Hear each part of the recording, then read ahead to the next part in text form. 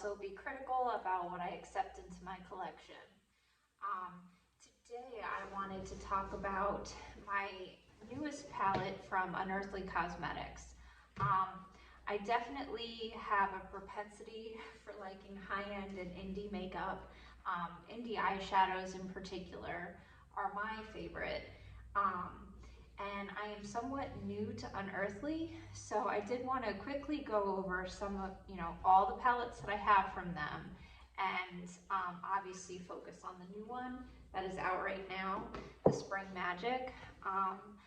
It is still available for order. I know sometimes with Unearthly, they sell out and then they do pre-orders. So that's why, actually all three of the other palettes I had were a pre-order situation, and I had to wait like for some of them up to 3 months. So, that's not always ideal, but I don't believe Spring Magic is in that position yet, so you should be able to get it in a timely manner if you order it now.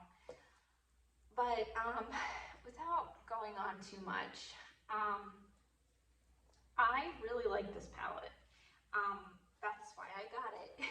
I do feel like I have to be pickier about what I decide to purchase from, well, all brands across the board right now, because I'm trying to do a low buy for at least the next, ideally the low buy would last until fall, but we'll see. I'm trying my best.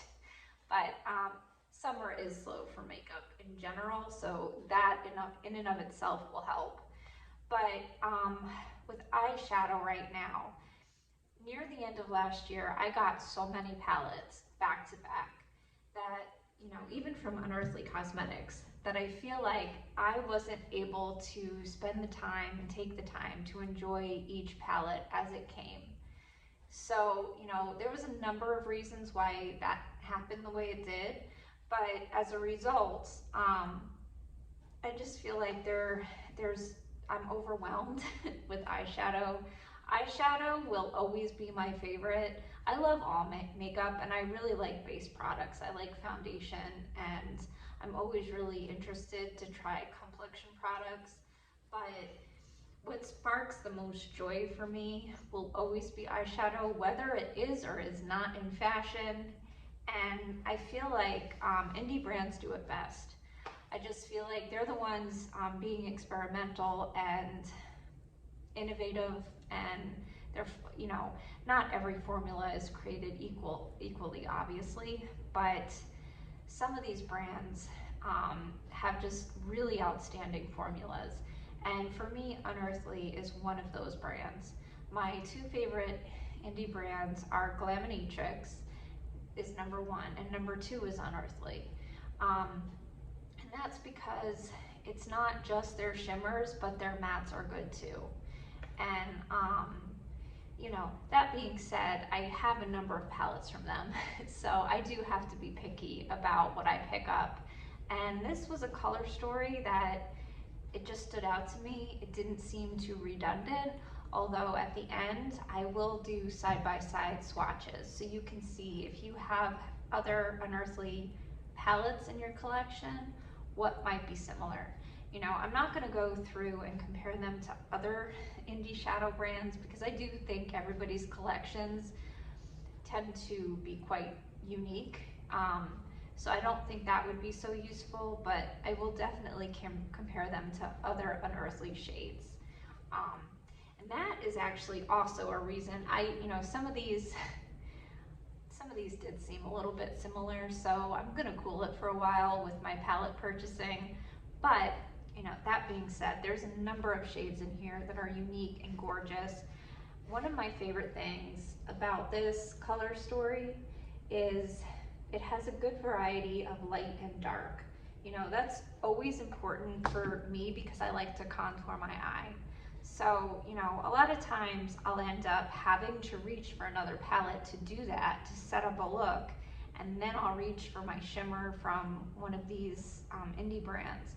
But Unearthly, I think, does, for most of their palettes at least, they do a good job incorporating light and dark shades. And you know, different tone depths so you can build looks. This palette in particular, it is 18 shades, but even though that sounds like a lot of shades, in some palettes that I own, they still, you know, there's not that many looks that I can come out with.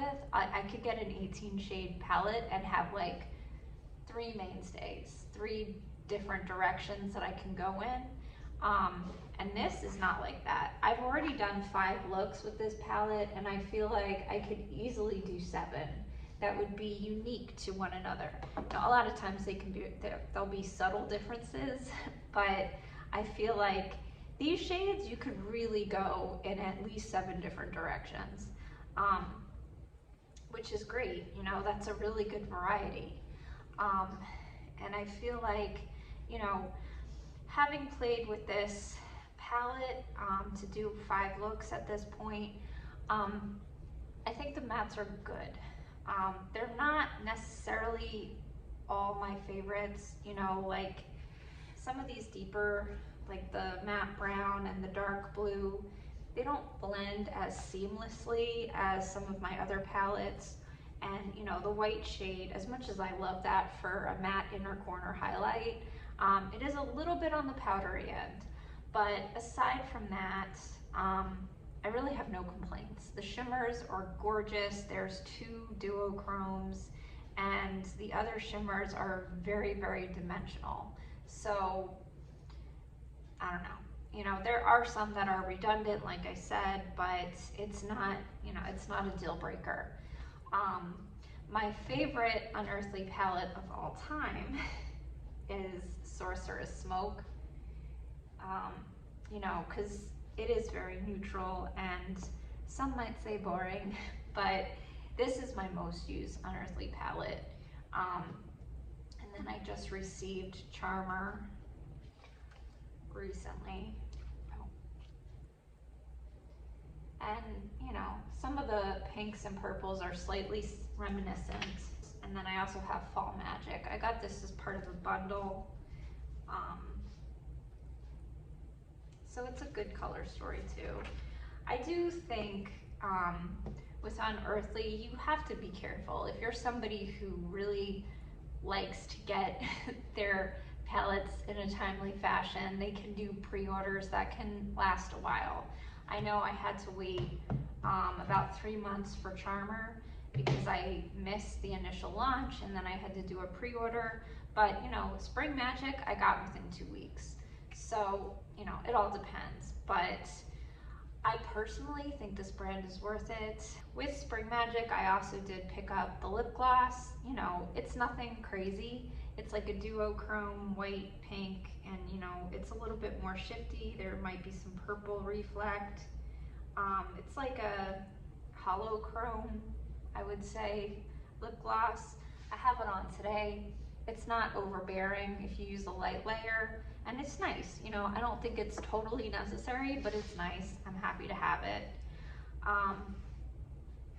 And I guess right now I will go through with photos. Unfortunately, I don't have a camera where I can do a get ready with me or put any of this on live, but I hope to someday. In the meantime, I'm going to just insert photos, and I'll have some live swatches and video that you can see a lot more clearly than what I could show with this setup here.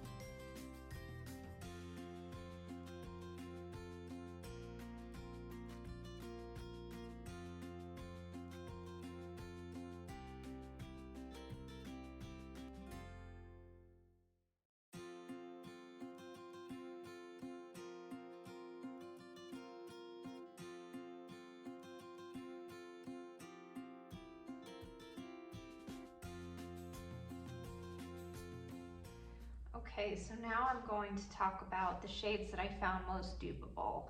So the number one that stood out to me the most was the shade Mystic in Spring Magic in the bottom right hand corner. And that is extremely similar to the Fall Magic, the shade Change in the bottom left hand corner.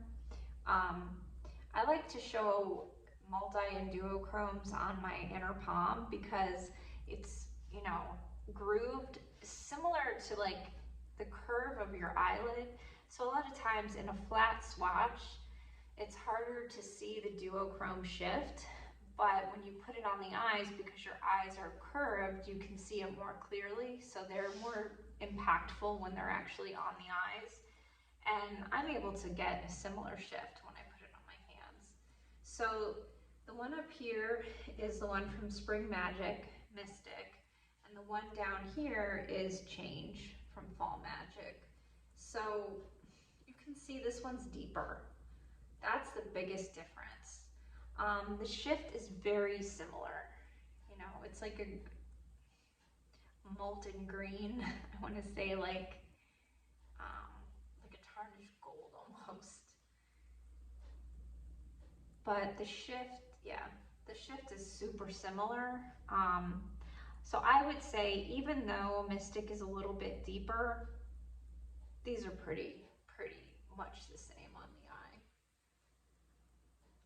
And this is actually what I have on today on the biggest portion of my lid. On the inner corner, I use Lush, which is another duochrome, but most of my lid is Mystic. And yeah, it's really pretty. It's not unique as far as duo and multi-chromes go.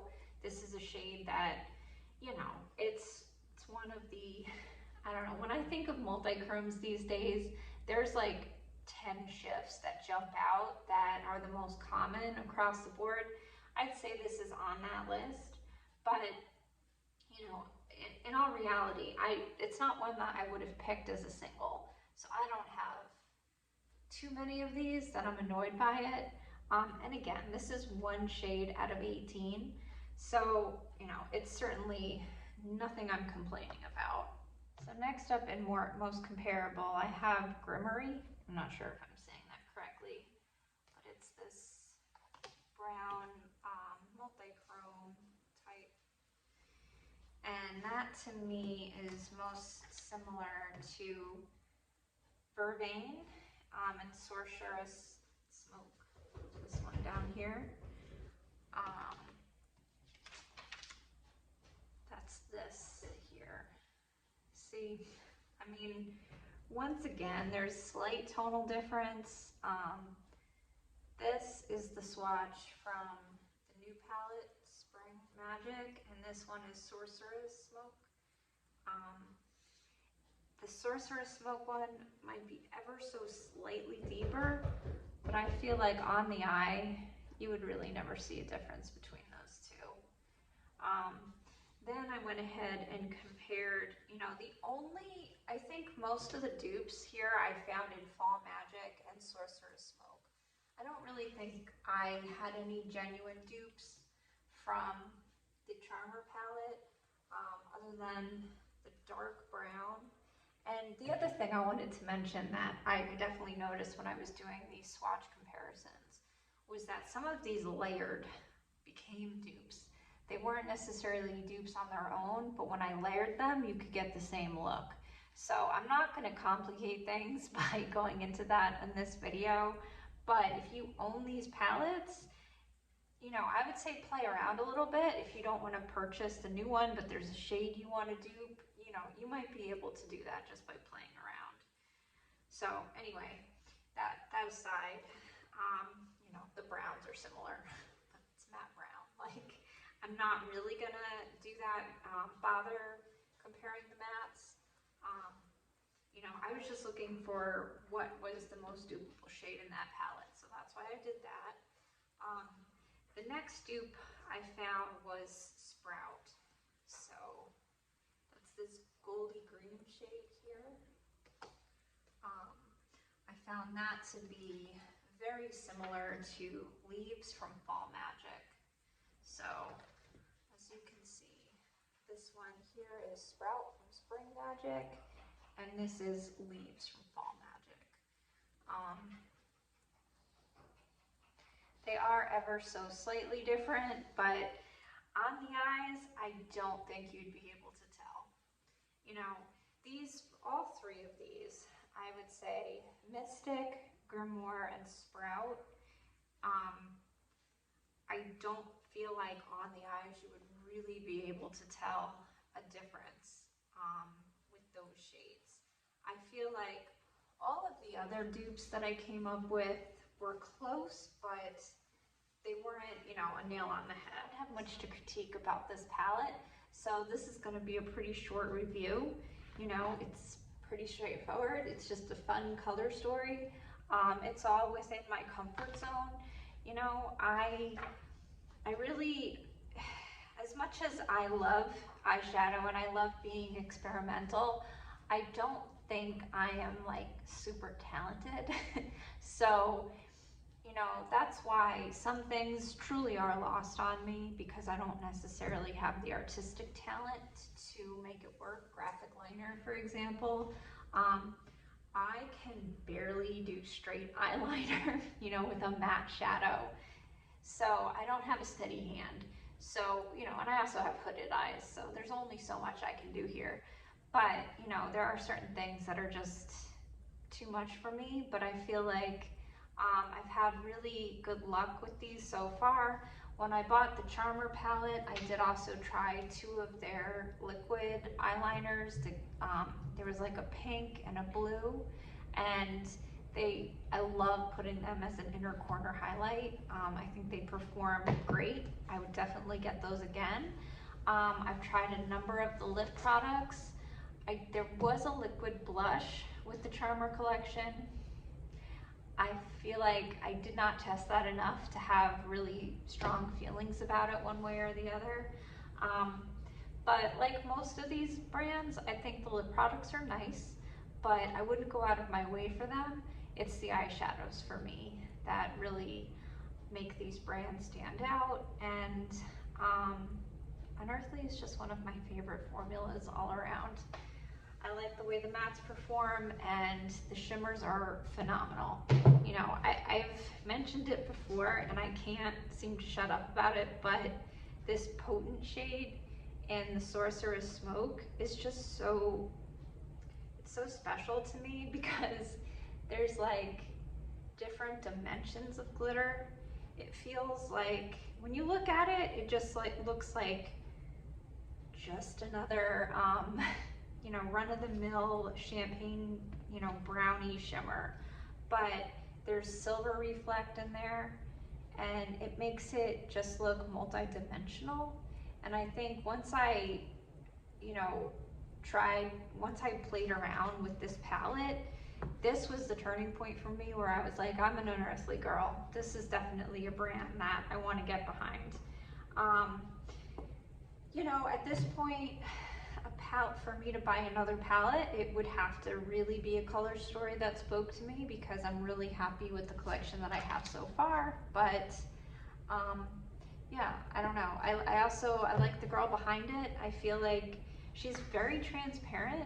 You know, like when there's a back order, she talks about it, and I don't know, I think they do a good job letting people know what's going on. You know, I know a lot of people have complained about how long things can take, but I've had a few, you know, not wildly successful, but I've had a few small businesses, and I just know that a lot of times you just have so much control. You know, when you can only afford a certain size production, there's only so much you can do. And all I want in situations like that is people to be honest and transparent about it. And I feel like she really goes out of her way to do that. And I appreciate that a lot. I think she's very creative, and this is another home run. So, you know, I don't know that everybody needs it if you're never gonna wear blue or green eyeshadow. That's another, just really quick, I'm kind of all over the place, but this green is gorgeous. This green shadow, you know, when I'm looking at palettes like this, there's always a couple shades that sort of really pull at my heartstrings, and that was definitely one of them. But, you know, without going on too much more, I love this palette. I think it's a solid purchase. If there's enough colors ratio, you know, if you do the math and there's enough percentage that in this palette that you'll use, then I think it's a great purchase, and I don't think you'll be disappointed. So anyway, my top pick will always be Sorcerer's Smoke, but this is probably my second favorite because I like the shades in it that much. So anyway, I'm not gonna do an in-depth review of the other palettes because they're older. You can't necessarily buy them all, so that would be a waste of time. But I believe right now you can still get this in a reasonable time frame, and yeah, I think it's a good palette for the spring and summer.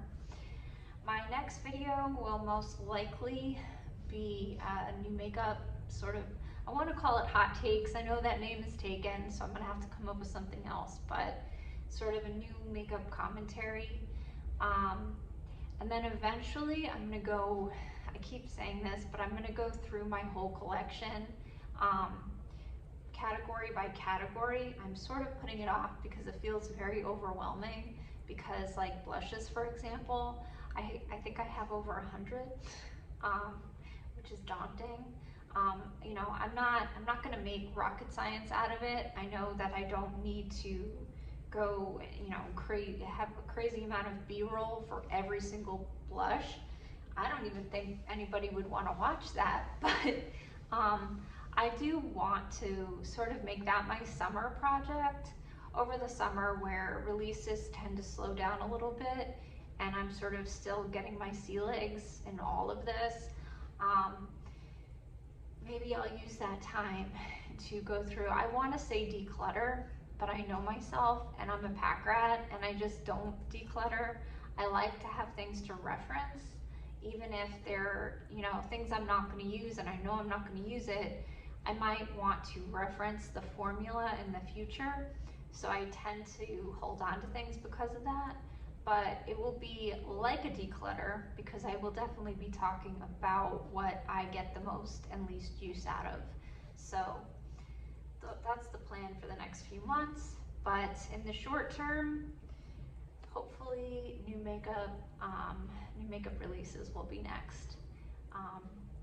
But anyway, I hope everybody is having a beautiful week, and I will talk to you soon.